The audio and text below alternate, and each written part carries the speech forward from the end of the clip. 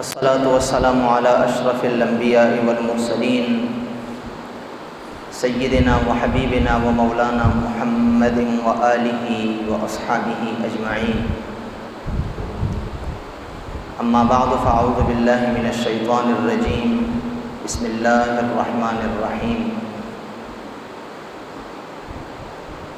إن الصلاة تنهى عن الفحشاء والمنكر. صدق الله مولانا العظيم. وقال النبي صلى الله عليه وسلم إن أول ما يحاسب به العبد يوم القيامة صلاته، أو كما قال عليه الصلاة والسلام إن الله وملائكته يصلون على النبي يا أيها الذين آمنوا صلوا عليه وسلموا تسليما. اللهم صل على سيدنا ومولانا محمد طب القلوب ودوائها وعافية الأبدان وشفائها وعلى آله وصحبه وبارك وسلم. الصلاة والسلام عليك يا سيدنا يا رسول الله. الصلاة والسلام عليك يا سيدنا يا حبيب الله وعلى آلك وأصحابك يا سيدنا يا خاتم الأنبياء. اللہ تبارک و تعالی کی حمد و ثنا اور حبیب مکرم شفیع معظم صلی اللہ علیہ وسلم کی بارگاہ میں درود و سلام کے بعد، سامعین محترم، قرآن کریم فرقان حمید میں جو کہ اللہ تبارک و تعالی کی لا ریب اور آخری کتاب ہے، اس لا ریب اور عظیم الشان اور آخری کتاب میں جیسا کہ دیگر عبادات کا تذکرہ کیا گیا اور ہر عبادت کا اجر و ثواب اور اس کے فوائد اور اغراض و مقاصد بیان کیے گئے، اسی طرح ایک اہم بدنی عبادت نماز کے متعلق بھی قرآن کریم میں تقریباً 700 مقامات پہ ترغیب دلائی گئی۔ جتنی بھی عبادات ہیں، چاہے وہ حقوق اللہ سے متعلق ہیں یا حقوق العباد سے متعلق ہیں، تمام عبادتوں کا ذکر، تمام عبادتوں کے فوائد، تمام عبادتوں کے اغراض و مقاصد قرآن میں بھی بیان ہوئے اور احادیث نبویہ میں بھی بیان ہوئے۔ لیکن سب سے زیادہ ذکر جس عبادت کا ہمیں ملتا ہے قرآن میں بھی اور احادیث نبویہ میں بھی، وہ عبادت اللہ تبارک و تعالیٰ کے ہاں کھڑے ہونا اور اللہ کے لیے نماز پڑھنا ہے۔ اسی لیے اس کی اہمیت اس بات سے لگائی جا سکتی ہے کہ نماز کی اہمیت اتنی زیادہ ہے کہ اللہ تعالیٰ نے حضرت آدم سے لے کر ہمارے نبی صلی اللہ علیہ وسلم تک تمام انبیاء کرام پہ نمازوں کو لازم اور فرض قرار دیا تھا۔ کیفیات میں تبدیلی ہو سکتی ہے، فرق ہو سکتا ہے، نمازوں کے اوقات میں فرق ہو سکتا ہے، نماز پڑھنے کے طریقہ کار میں فرق ہو سکتا ہے، نماز کی تعداد رکعات میں فرق ہو سکتا ہے، لیکن تمام انبیاء کرام نے اپنے زمانے میں اپنی شریعتوں میں نماز کو لازم قرار دیا تھا۔ ہمارے نبی صلی اللہ علیہ وسلم نے اعلان نبوت فرمایا، اعلان نبوت کے بعد آپ نے نمازیں پڑھی، نماز پڑھنا مسلمانوں پہ لازم قرار دیا گیا۔ نمازیں پڑھی جاتی تھیں، لیکن باقاعدگی کے ساتھ جب نماز کو فرض قرار دیا گیا تو وہ ہجرت سے 2 سال پہلے یعنی 11 سال بعد اعلان نبوت کے معراج شریف کی رات نماز کو باقاعدہ فرض کیا گیا۔ حالانکہ اس سے پہلے بھی حضور نماز پڑھا کرتے تھے، مسلمان نماز پڑھا کرتے تھے، باقاعدہ جماعت کے ساتھ نماز پڑھتے تھے، لیکن فرضیت جو ہے وہ مؤکد نہیں تھی، اتنی پابندی کے ساتھ نماز کا حکم نہیں تھا۔ باقاعدہ طور پہ ان 5 اوقات میں جس طرح کہ آج ہم نماز پڑھتے ہیں، اس طرح ابتدائی اسلام میں نہیں تھا۔ جب آپ صلی اللہ علیہ وسلم معراج شریف کی رات اللہ کے ہاں حاضر ہوئے تو اللہ تبارک و تعالیٰ نے پوچھا اے میرے نبی آپ میری ملاقات کے لیے تشریف لائے ہیں تو آپ میرے لیے ساتھ میں کیا لے کے آئے ہیں؟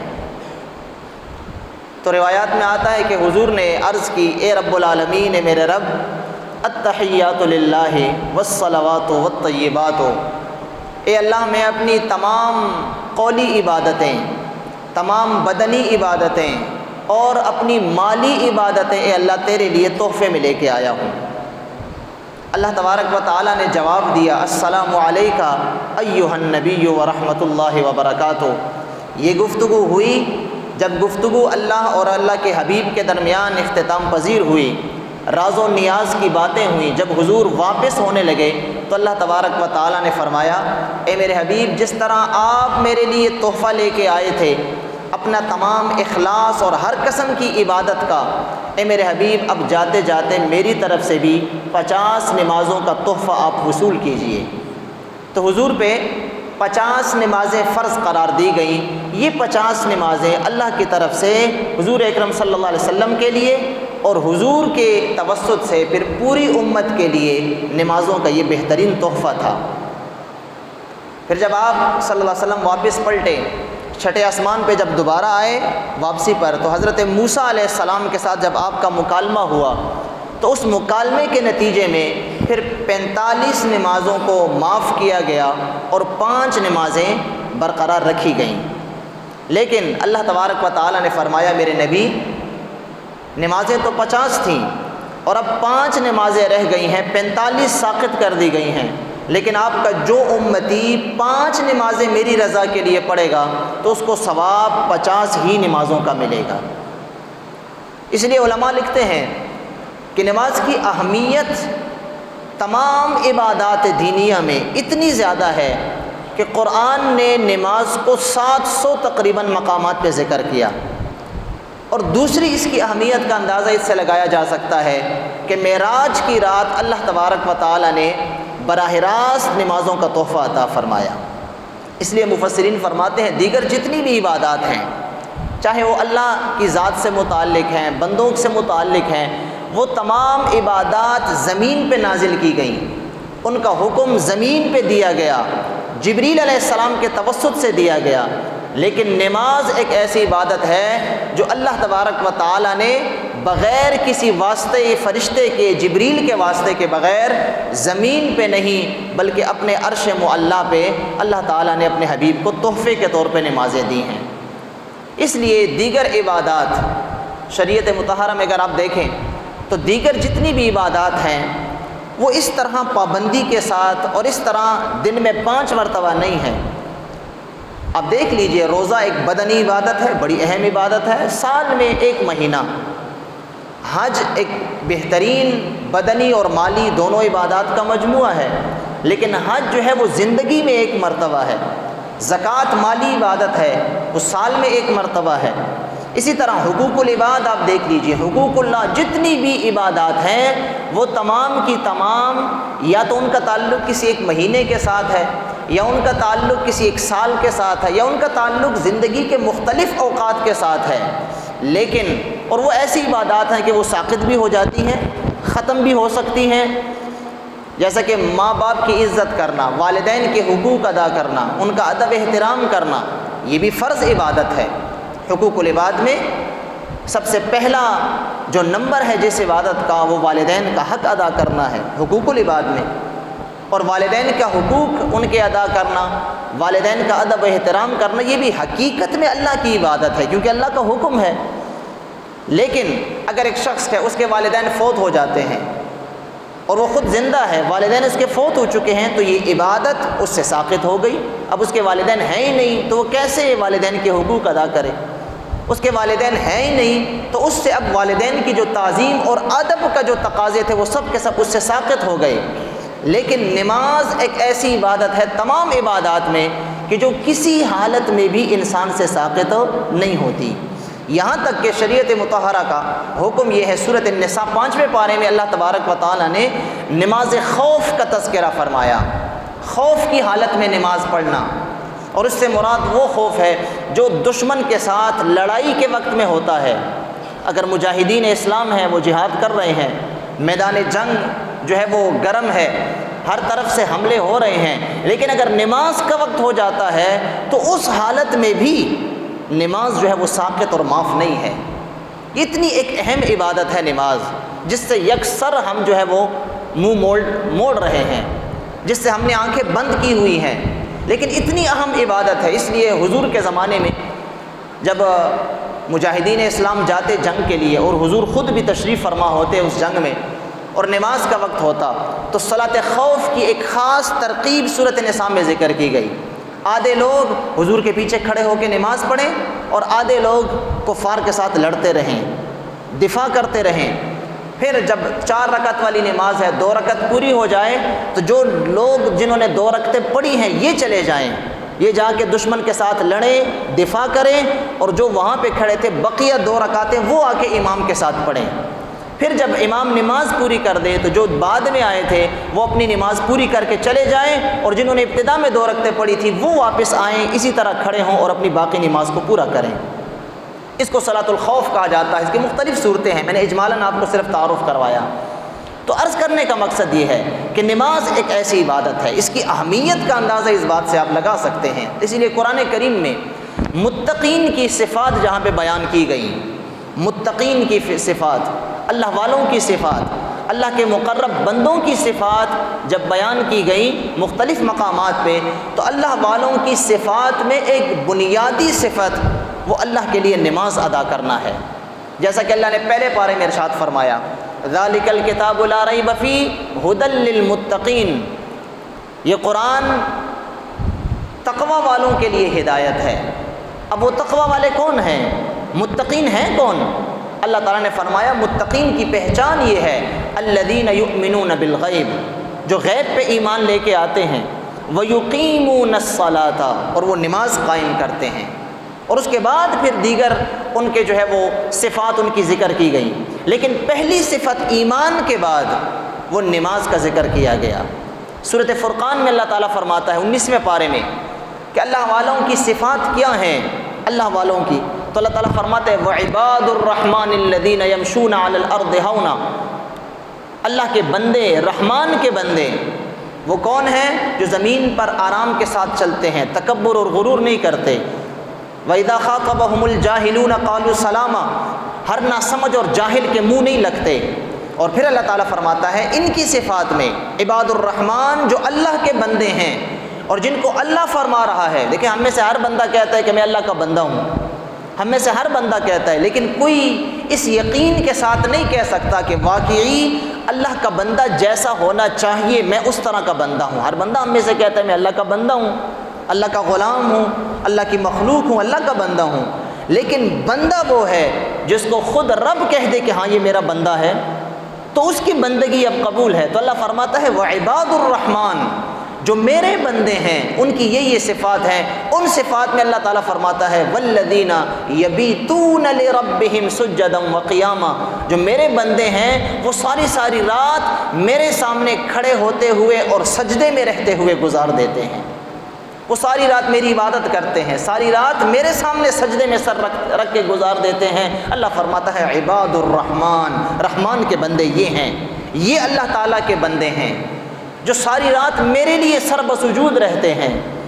روایات میں آتا ہے، احادیث کی کتب میں، خاتون جنت حضور کی لخت جگر حضرت سیدہ فاطمہ رضی اللہ تعالی عنہا، سردیوں کی لمبی لمبی راتیں، ساری رات جو ہی گھر کے کام سے آپ فارغ ہوتی عشاء کے بعد اور آپ نماز کے لیے کھڑی ہو جاتی نماز کے لیے۔ اور حضرت خاتون جنت رضی اللہ عنہا کی سیرت اور صفات میں یہ ایک بنیادی آپ کی صفت اور خاصہ بیان کیا گیا ہے کہ آپ سجدے بڑے طویل کیا کرتی تھی، آپ کے سجدے بڑے لمبے ہوا کرتے تھے۔ حضور کی لخت جگر ہیں، تربیت حضور نے فرمائی ہے۔ تو روایت میں آتا ہے کہ سردیوں کی لمبی راتیں ہوتی، حضرت خاتون جنت رضی اللہ عنہ ساری رات سجدے میں گزار دیتی، لمبے لمبے سجدے کرتی۔ جو ہی فجر کی اذان ہوتی آپ سر اٹھاتی اور اللہ کی بارگاہ میں عرض کرتی، اے اللہ اتنی جلدی رات گزر گئی، اے اللہ ایک اتنی بڑی رات بنا، اتنی بڑی رات پیدا فرما کہ فاطمہ دل کھول کے تجھے سجدہ کر لے۔ تو نیک بندوں کی علامات یہ ہیں، اللہ والوں کی علامات یہ ہیں کہ والذین یبیتون لربہم، جو ساری رات اللہ کے ہاں عبادت میں گزار دیتے ہیں۔ لیکن اگر ایک شخص ساری رات عبادت میں گزار نہیں سکتا، یہ شرف نہیں پا سکتا، تو اس کے لیے دوسری طرف سرکار دو عالم صلی اللہ علیہ وسلم نے آسانی کا ایک جو ہے وہ آسانی کا راستہ بھی بتایا ہے۔ حضرت عثمان ذو النورین رضی اللہ عنہ فرماتے ہیں، بخاری مسلم کی حدیث ہے، فرماتے ہیں کہ حضور نے ارشاد فرمایا، جس شخص نے عشاء کی نماز باجماعت ادا کی، عشاء کی نماز باجماعت ادا کی، تو اللہ تعالیٰ اس کو آدھی رات تک عبادت کا ثواب عطا فرمائے گا۔ پھر جس شخص نے فجر کی نماز بھی جماعت کے ساتھ ادا کی، تو اللہ تعالیٰ اس کو پوری رات کے قیام کا ثواب عطا فرمائے گا۔ اب پوری رات کا عبادت کرنا اگر کوئی شخص کر سکتا ہے، یا عبادت رات کے کسی ایک حصے میں کر سکتا ہے، آرام بھی کرے، حصے میں عبادت بھی کرے، تو وہ نور علی نور ہے۔ لیکن اگر ایک شخص تھکن کی وجہ سے، کسی بیماری کی وجہ سے، ضعف کمزوری کی وجہ سے، یا نفس کے غالب ہونے کی وجہ سے، خواہشات نفسانی کے نیچے آنے کی وجہ سے ساری رات عبادت نہیں بھی کر سکتا، عشاء اور فجر کی نماز اپنے وقت پہ پڑھ لیتا ہے، تو اللہ اس کی برکت سے بھی اس کو رات کے عابدوں میں شمار فرماتا ہے۔ تو نماز ایک بڑی اہمیت والی عبادت ہے، اس کی اہمیت بہت زیادہ ہے، اور یاد رکھیے اس کی اہمیت اس لیے بھی زیادہ ہے کہ باقی عبادات کے مقابلے میں دن میں 5 مرتبہ نماز کو فرض قرار دیا گیا۔ اور نماز ہے حقیقت میں کیا؟ یہ حقیقت میں رب تعالیٰ کے ساتھ مناجات ہیں۔ رب تعالیٰ کے ساتھ نماز میں بندہ اپنے دل کی باتیں کرتا ہے۔ یہی وجہ ہے کہ جب ہم نماز کے لیے کھڑے ہوتے ہیں تو ہم پہلی تکبیر کو تحریمہ کہتے ہیں۔ نماز کے ساتھ کھڑا ہوتا ہے، کانوں تک ہاتھ اٹھاتا ہے، اس تکبیر کو ہم کہتے ہیں تکبیر تحریمہ۔ تحریمہ عربی زبان کا لفظ ہے، اس کا مطلب ہے حرام کرنے والا۔ تحریمہ کا مطلب ہے حرام کرنے والا۔ یہ تکبیر ایسی چیز ہے کہ جو بندے پر تمام باقی دیگر کاموں کو حرام کر دیتی ہے جب تک کہ یہ نماز میں ہے۔ اب ذہن کہتے ہیں اللہ اکبر، نماز ہاتھ باندھ کے کھڑا ہو گیا، اب اس کے لیے سلام کرنا یہ حرام ہے، سلام کا جواب دینا اس کے لیے حرام ہے، کھانا پینا اس کے لیے حرام ہے، آنا جانا اس کے لیے حرام ہے، کسی کے ساتھ کوئی سوال جواب کرنا یہ اس کے لیے حرام ہے۔ اب یہ جتنی بھی جائز چیزیں جو کہ نماز کے علاوہ تھیں، وہ تمام کی تمام جائز چیزیں اس پہ نماز میں حرام قرار دی گئیں۔ یہی وجہ ہے اگر نماز میں کوئی ایسا عمل کرے گا تو اس کی نماز ٹوٹ جائے گی، اس کو دوبارہ سے نماز پڑھنی پڑے گی، کیونکہ نماز میں یہ کام حرام ہے۔ جب حرام کام کرے گا تو نماز ٹوٹ جائے گی۔ تو نماز ایسی عبادت ہے کہ جب انسان اپنے رب کے سامنے جب کھڑا ہوتا ہے تو گویا کہ وہ رب کی ذات کے علاوہ باقی تمام دنیا کے تقاضوں کو وہ اپنے اوپر حرام قرار دیتا تھا، اس لیے کہ یہ رب کے ساتھ مناجات ہیں، رب کے ساتھ راز و نیاز کی باتیں ہیں۔ حضرت علی المرتضیٰ شیر خدا کرم اللہ وجہ الکریم، آپ کا مشہور قول ہے، بار بار میں نے آپ کو سنایا ہے، آپ فرمایا کرتے تھے جب میرا جی چاہتا ہے کہ میں رب کے ساتھ باتیں کروں اور رب میری باتیں سنے، میری گفتگو رب سنے، تو فرماتے ہیں کہ میں نماز کے لیے کھڑا ہو جاتا ہوں۔ کیوں؟ کہ نماز اپنے رب کے ساتھ مناجات ہیں۔ ایک بندہ اپنے رب کے زیادہ قریب، احادیث میں آتا ہے کہ وہ سجدے کی حالت میں ہوتا ہے، رب سے زیادہ قرب انسان کو سجدے کی حالت میں ملتا ہے۔ تو آپ فرمایا کرتے تھے جب میرا جی چاہتا ہے کہ میں رب کے ساتھ کلام کروں تو میں نماز شروع کر دیتا ہوں، اور فرمایا کرتے تھے جب میرا جی یہ چاہتا ہے کہ رب میرے ساتھ کلام کرے اور میں رب کا کلام سنوں، رب کی باتیں سنوں، تو میں قرآن کی تلاوت شروع کر دیتا ہوں۔ تو نماز بڑی اہمیت والی عبادت ہے، یاد رکھیے۔